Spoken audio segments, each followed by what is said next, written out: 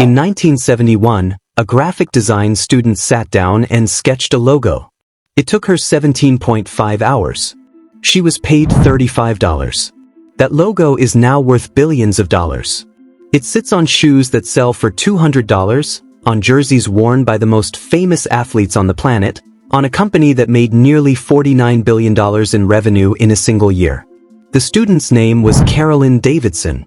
The logo was the Nike swoosh. And her story, a young woman paid next to nothing for work that built an empire, turns out to be a pretty accurate preview of how Nike operates to this day. This is the real story of how Nike became one of the most profitable companies in the world. Who gets rich? Who gets pennies? And the business model hiding behind the most famous logo ever drawn. Nike didn't start as a giant. It started as a side hustle called Blue Ribbon Sports in 1964, founded by Phil Knight, a runner who wanted to sell better shoes. By 1971, when Davidson handed over her swoosh sketch for $35, the company wasn't worth much. Knight himself said he didn't even love the logo. "Maybe it'll grow on me," he told her. It grew on everyone. By fiscal year 2024, Nike reported total revenue of nearly $49 billion. Net income, after all expenses, came in at $5.7 billion.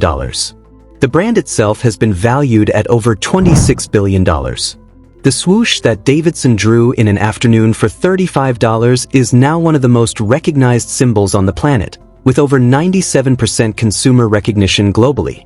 How did it get there? The answer is a business model that is equal parts genius and deeply uncomfortable, and once you see how it works, you can't unsee it.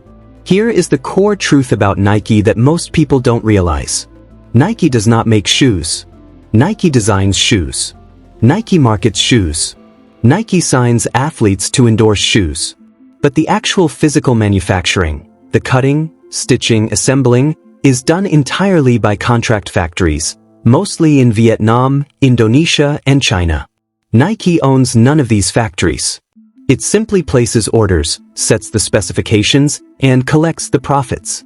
As of 2025, Vietnam alone accounts for 50% of Nike's total footwear production.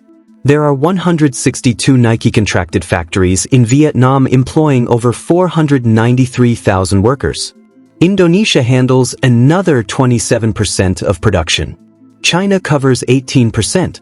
These countries were not chosen randomly. They were chosen specifically because labor is cheap. Nike has shifted production across Asia over the decades, consistently following the lowest wages. As costs rose in one country, manufacturing moved to another.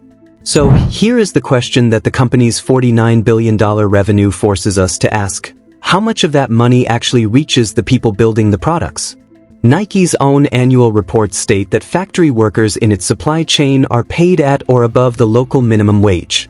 In Vietnam, that minimum wage is approximately $204 a month. Nike has claimed that workers in its Vietnamese factories earn roughly 1.9 times the minimum wage, suggesting around $380 to $400 per month. But here's what that number doesn't tell you. According to the Clean Clothes Campaign, an independent organization that monitors labor conditions in the garment industry, workers across Nike's Southeast Asian factories earn between 45% and 65% below what is considered a living wage. A living wage is not a luxury concept. It means enough to cover food, housing, healthcare, and basic education for a family. Workers making minimum wage or slightly above it in Vietnam or Indonesia are not living comfortably. They are surviving.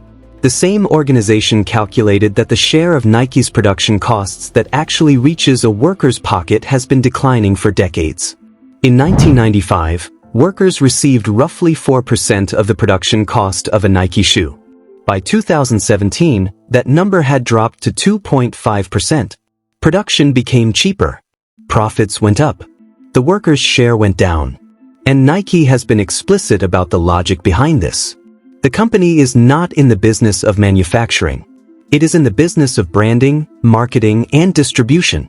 The physical labor is outsourced to contractors who compete for Nike's business, meaning they are under constant pressure to keep costs low, which means keeping wages low. Now let's look at where Nike's money does go. In fiscal year 2024, Nike's demand creation budget, which covers advertising, endorsements, and marketing, was over $4 billion. That is more than 10 times what most individual factories in its supply chain pay their entire workforce in a year. Michael Jordan has not played professional basketball since 2003. In 2024, 21 years after his final game, he earned an estimated $300 million from Nike alone. That is more than triple his entire 15-year NBA playing career combined. The Jordan brand, his Nike sublabel, generated $7 billion in revenue in fiscal year 2024, making it Nike's strongest performing division. Nike signed LeBron James to a lifetime endorsement deal. It has a lifetime deal with Cristiano Ronaldo. It has locked in the most recognizable athletes across every major sport on earth. This is the business model in plain sight. An Indonesian factory worker earning $200 a month stitches a pair of shoes. Those shoes are sold in an American mall for $180.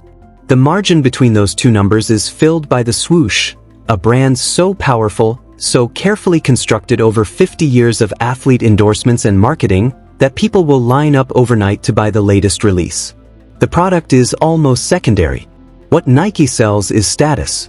And status has near infinite margins. Here's the part of the story that adds a real twist. In 2024, despite nearly $49 billion in revenue, Nike was struggling. The company announced layoffs of over 1,600 employees. Sales were declining in key markets. Digital revenue dropped. CEO John Donahoe wrote in an internal email, "We are not currently performing at our best, and I ultimately hold myself and my leadership team accountable." And what did Nike do in response? It cut workers. But it increased its endorsement budget, raising athlete commitment spending from 2.5% to 3.3% of total revenue. Let that sink in. When the company underperformed, the people who lost jobs were office employees and support staff. The athlete endorsement commitments, Michael Jordan's $300 million, the lifetime deals, the sponsorship contracts, those were protected and expanded. The people at the bottom of the supply chain, the factory workers in Vietnam and Indonesia, were never part of this conversation at all. Their wages, already the lowest point in the entire chain, were simply not on the table. Here is the uncomfortable reality that this story leads to. Nike didn't invent this system. It perfected it.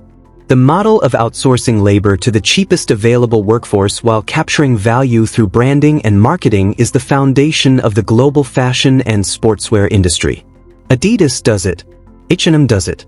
Zara does it. Apple does it.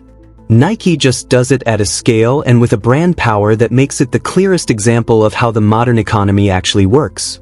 A logo designed for $35 sits on products built for pennies and sold for hundreds of dollars.